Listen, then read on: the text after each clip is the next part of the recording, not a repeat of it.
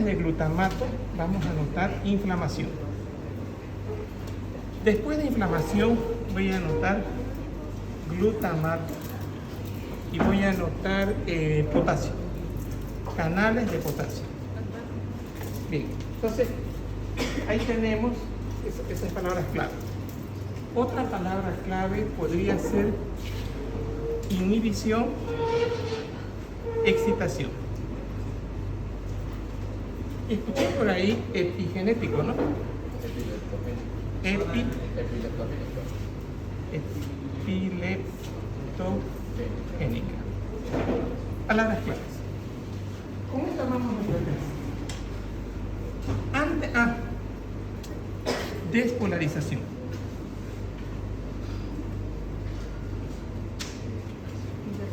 Y repolarización. Bien. Con esto vamos a hacer la clase. Entonces, ¿a qué partes de la anatomía van a estar bien comprometidas? El tálamo, la corteza temporal. ¿Cuál más? Falta uno. El hipocampo. Estos van a ser los elementos bien comprometidos. Y cuando nosotros estemos hablando de inflamación, aquí viene la barrera hematoencefálica. Y viene también astrocito y viene también microglia. Claves esto. Aquí está toda la clase. Entonces, empiezo por acá. Y aquí tenemos endotelio. Y aquí la clave del endotelio es que están tan bien unidos que en teoría no pasa absolutamente nada. Esa es la famosa barrera hematoencefálica. Y acá vamos a tener una célula que es así. ¿Qué se llama esta célula?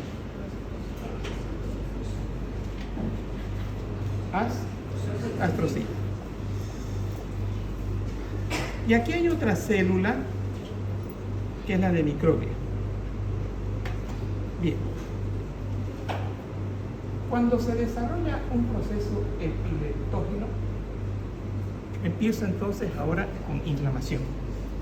Cuando se desarrolla un proceso epileptógeno, tenemos nosotros que estas uniones se abren.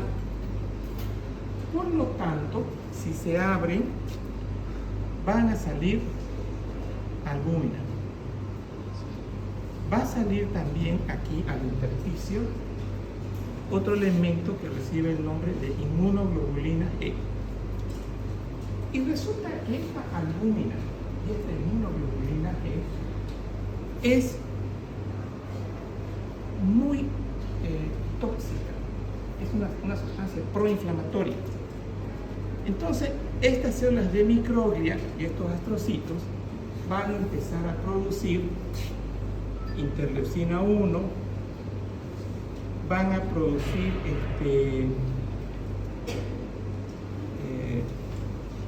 complemento, ¿ya? Y ahora viene lo que habíamos visto en el capítulo de renal. Resulta que todo esto que estamos viendo acá van a estimular al ADN de la microglia y se va a producir un factor que es muy, pero muy inflamatorio, que es el kappa B. ¿Qué se llamaba? Factor nuclear kappa B. Y este factor nuclear kappa B va a hacer que haya más inflamación. Entonces, al haber más inflamación, más albúmina, más IG, más, este dato quiero que lo tengan en la cabeza, más daño del astrocito, más daño de las células de microglia. ¿Y ¿Qué va a suceder acá? Se va a convertir en un foco epileptógeno. Esto se convierte epileptógeno. Entonces, que van a estar localizados en cualquiera de esas partes de la corteza cerebral. Esa corteza cerebral, podemos dibujarla acá, tiene su foco epileptógeno. Epileptógeno para decirles que es un foco de despolarización intensa. No hay repolarización. Aquí no hay repolarización, aquí hay despolarización. Por lo tanto, toda esta corteza de acá despolariza acá y despolariza acá. Y el paciente va a empezar y va a despolarizar también el otro lado.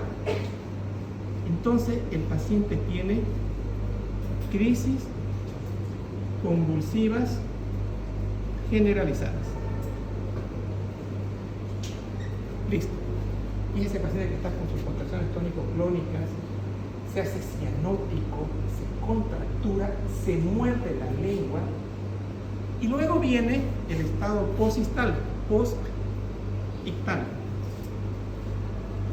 En el estado postictal el paciente está con sueño, está sin memoria, no sabe nada de lo que pasó. Y este estado de inflamación que está teniendo el paciente, le hacemos una resonancia. Esa resonancia, o sea, que les mandó una foto del edema, ¿se acuerdan del edema vasogénico? Le hacemos una resonancia, digamos, esto sí experimental, lo han hecho en ratas. Inmediatamente sucede la convulsión y miren este edema. Primero, edema citotóxico. O sea, estoy hablando antecitos o sea, es la primera convulsión que está haciendo el paciente. Después que hace la primera convulsión, viene este edema. Y este edema, como está saliendo líquido, se llama vasogénico. Entonces, hacen ustedes la tomografía y se va a ver ese edema blanco, porque es una tomografía en T2. Y T2, lo negro, o sea, el líquido, se hace blanco. Entonces, y ahora esta es la teoría de la inflamación, de cómo se produce la convulsión. Si este proceso solamente es un lóbulo, el área epileptógena es un lóbulo y es pequeño, estas convulsiones ya no son generalizadas, son convulsiones localizadas. Y empieza el paciente a tener temblor solo del brazo o solo de la pierna. Hay convulsiones, hay un paciente que me tocó ver que vino por cefalea a la consulta. Yo estaba charlando con el paciente y él hizo esto. Bueno, no bromee, le dije. ¿Qué, doctor? No bromee. ¿Qué pasó? Crisis convulsiva. Esas son las crisis de ausencia. Fue al neurólogo, hicimos un electroencefalograma. ¿Y cómo se ve esto en el electroencefalograma? Puntas. Normalmente es así. Esto es puntas. Listo. El paciente ya tenía diagnóstico. Pero este foco epileptógeno de este paciente fue más allá. Porque le hicimos una tomografía, se veían unas manchas ahí densas. Decidieron hacerle ya los neurólogos una resonancia. ¿Y qué se vio ahí? Una malformación congénita. Entró a cirugía, le sacan la malformación congénita y el paciente está bien porque le sacaron el foco epileptógeno. Entonces voy a adicionar ahora que las convulsiones pueden ser también por LOE. En esas imágenes que les envié del caso clínico del paciente, que tiene acá una masa tumoral frontal, ese es un LOE. Este paciente tenía una masa, pero no era por masa maligna, ¿no? Era por malformación congénita. Es otro LOE que produce convulsión. Otra de las causas de las convulsiones son los ACV isquémicos, los ACV hemorrágicos o los traumatismos craneoencefálicos. Pero todo ese es el mecanismo del proceso inflamatorio, es hacer una zona epileptógena. ¿Y cuál es el problema acá? El problema está en que estas células de microglia que ustedes ven van a sufrir un daño provocado por este factor nuclear KB, inflamatorio, y la van a convertir a esta célula de microglia, va a empezar a liberar sustancias para hacer angiogénesis, para corregir esta falla. Pero escuchen este detalle, esa es una angiogénesis fallida, y los neurotransmisores que se van a liberar producto de la angiogénesis causan proteólisis. Entonces, si hay proteólisis, más edema cerebral, y el paciente se va a convertir en un convulso crónico. Entonces, esta es la teoría de la inflamación. Entonces, con esto hemos explicado la inflamación. ¿Cuál es la teoría del glutamato y de los canales de potasio? Resulta, se llama la teoría de la amortiguación. Resulta que nosotros en condición fisiológica, tenemos la despolarización, que es por sodio, ¿verdad? Y la repolarización es por salida de potasio. Eso es lo fisiológico, es la clase de fisiología. Si ustedes mantienen este esquema, no van a entender. ¿Saben qué? Yo lo manejo bien este esquema y lo he leído 100 veces y no me cuadraba, porque el marco teórico que les voy a mostrar ahora dice es una deficiencia de la amortiguación del potasio y del glutamato. Ese concepto, para entenderlo, he leído todos estos artículos que le dije. ¿Cuál había sido la explicación? Resulta de que borramos esto de nuestra cabeza. Sí, para que haya despolarización, ¿tiene que entrar sodio? Sí. ¿Tiene que entrar calcio? Sí. Todo esto va a producir una corriente de despolarización. Vamos a superar el umbral y hay despolarización.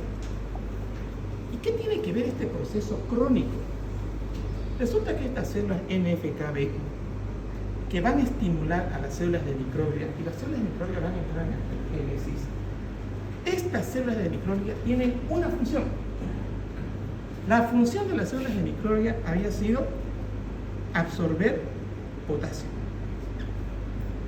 Entonces, si la función de las células de microglia es absorber potasio, absorber albúmina, para que no haya algo irritante en el intersticio de la corteza cerebral, este proceso está alterado. Las células de microglia, miren, la voy a hacer así, no cumplen su función. Entonces vamos a tener exceso de potasio. Y este exceso de potasio, más el exceso de albúmina intersticial, van a formar un foco epileptógeno. Y otra vez la misma historia, generalizada o localizada la convulsión, o las crisis parciales que les comenté, las crisis de los seres. ¿Listo? Entonces, eso es todo, digamos, el resumen. ¿Qué tiene que ver en el concepto inhibición y excitación? Resulta, un detalle más. Aquí mencioné potasio y falta otra sustancia que se llama glutamato. Van de la mano potasio y glutamato.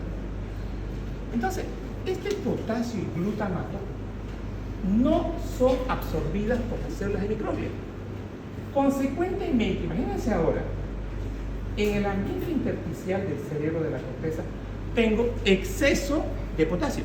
Ahora ya viene ese concepto. Las células de microglia no cumplen con el concepto de amortiguar la excitabilidad, porque no la absorben. Entonces, este glutamato y este potasio, ahora ya no en las células de microglia, sino en la neurona, hay mucho glutamato. ¿Y el glutamato qué es? Es excitador, difusión de sodio.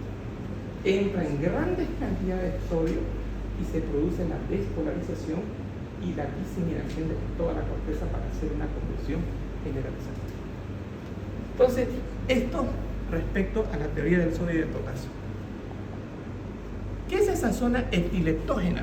Es el punto donde está dañada la corteza. Esa es la zona epileptógena.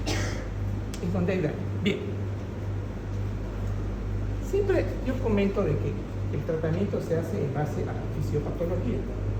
¿Cuáles son las tendencias actuales en el tratamiento? Atacar sustancias que reduzcan el proceso inflamatorio. A las ratitas que les producían convulsión con litio, les inyectaban dexametasona en el estado positral.